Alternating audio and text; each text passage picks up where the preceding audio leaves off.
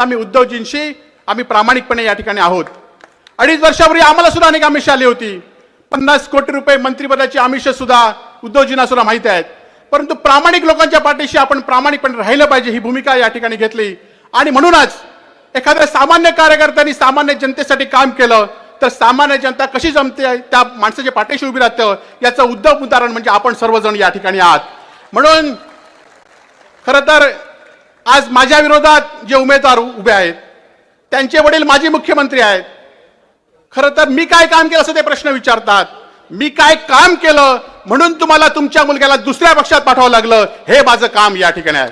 मी काय काम केलं तर तुम्हाला दारोदारी फिरावं लागतं हे मी काम या ठिकाणी आपल्या समोर केलेलं आहे. खरं तर 10 वर्षामध्ये असा एकही दिवस नसेल की मी माझ्या मतदारसंघाचा विचार केला नाही. मतदारसंघातील जनता हेच माझं मी कुटुंब या ठिकाणी मानलं.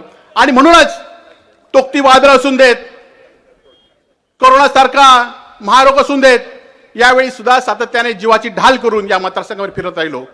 उद्धवजी त्या कोरोनाच्या कालावधीमध्ये आपण या ठिकाणी फोनवर आम्हाला नेहमीच सांगत होता. परंतु मी असा लोकप्रतिनिधी होतो की या मतदारसंघामध्ये त्यावेळेचे व्हिडिओ बघा, फोटो बघा. पहिल्या महिन्यामध्ये माझ्याशिवाय कोणी लोकप्रतिनिधी या ठिकाणी त्यावेळी फिरत नव्हता. ही वस्तुस्थिती या ठिकाणी होते. मला कोरोना झाला, कुटुंब झाला, तरी पण या ठिकाणी मी शासकीय रुग्णालयामध्ये ऍडमिट झालो.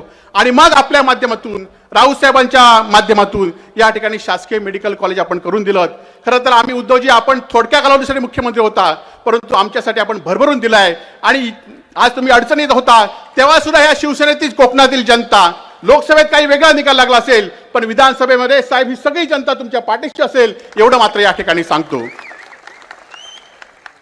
खरं तर मच्छीमारांचा प्रश्न असून देत, 10 वर्षामध्ये एलईडीचे जे विषय असतील त्यामध्ये विधानसभेमध्ये आवाज उठवणारा वैभव नाईक होता. आणि यावर आपल्याला सगळ्यांना माहिती आहे की ज्या ठिकाणी आंदोलन असेल, ज्या ठिकाणी अन्याय असेल तेव्हा आम्ही तुमच्या बरोबर राहिलेलो आहोत.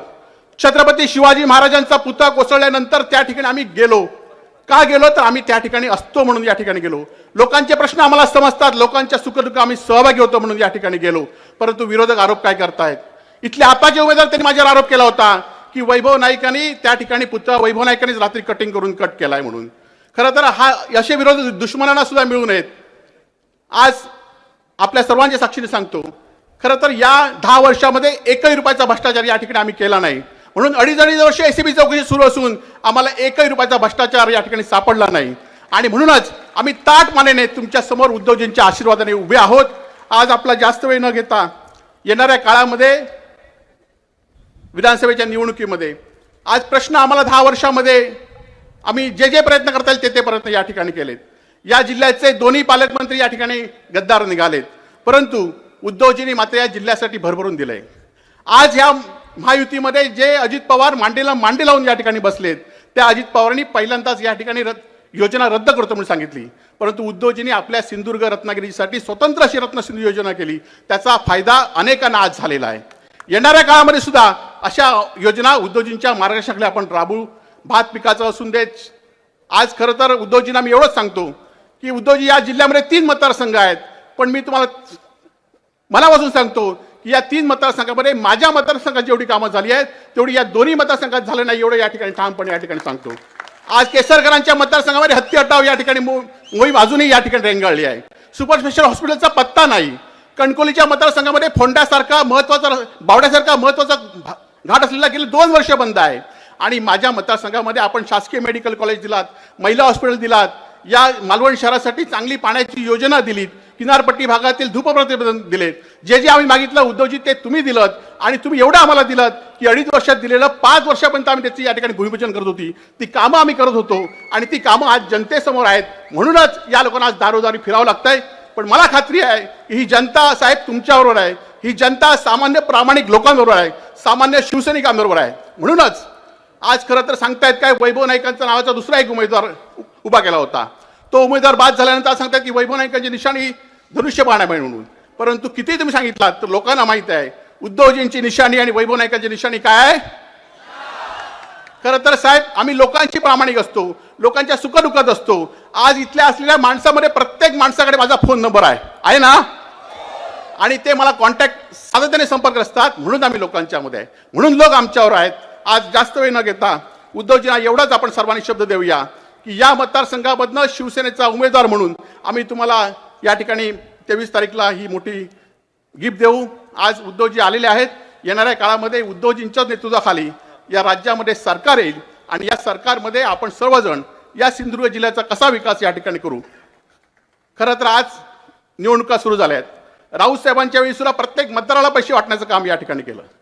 नंतर आम्हाला कळलं की हे पैसे छत्रपती शिवाजी महाराजांच्या पुतळ्यातील भ्रष्टाचाराचे होते. आज आमच्यावर आरोप का करतायत की आम्ही त्यावेळी पोचलो नसतो तर त्या ठिकाणी शिवाजी महाराजांचा पुतळा कशा पद्धतीने केला, तांब्याचे पैसे घेतल्याने लोखंडाचा पुतळा कसा केला, आपल्याला 26 लाख रुपये दिलेत म्हणून आपले अजूनही कैदीमध्ये आहे, एखाद्या साध्या वेल्डिंगवाल्याला अटक करण्याचं काम केलं. आणि जे छत्रपती शिवाजी महाराजांची अस्मिता जपू शकत नाहीत ते या महाराष्ट्रामध्ये राहू शकत नाहीत. त्यांना महाराष्ट्रातून हाकलण्याचं काम आपण सर्वांनी केलं पाहिजे एवढंच सांगतो. आणि खरं तर 2 उमेदवार तुमच्या पुढे आहेत. एक आमदार म्हणून मी गेले 10 वर्ष आपल्या सुखदुःखामध्ये सहभाग आहे. आज या जिल्ह्यात या मतदारसंघातील प्रत्येक विकासाची कामं मला माहिती आहेत, प्रत्येक प्रश्न मला माहिती आहेत. आणि तुमच्यासमोर दुसरे उमेदवार आहेत, ते गेले 5 वर्ष खासदार होते, त्यांचे वडील केंद्रीय मंत्री होते, ते 2.5 वर्ष सत्तेत होते. त्यांनी काय कामं केली आणि मी किती कामं केलीत, मी तुमच्या सुखदुःखामध्ये सहभागी कसा झालो आणि ते किती झालेत एवढाच तुम्ही विचार करा.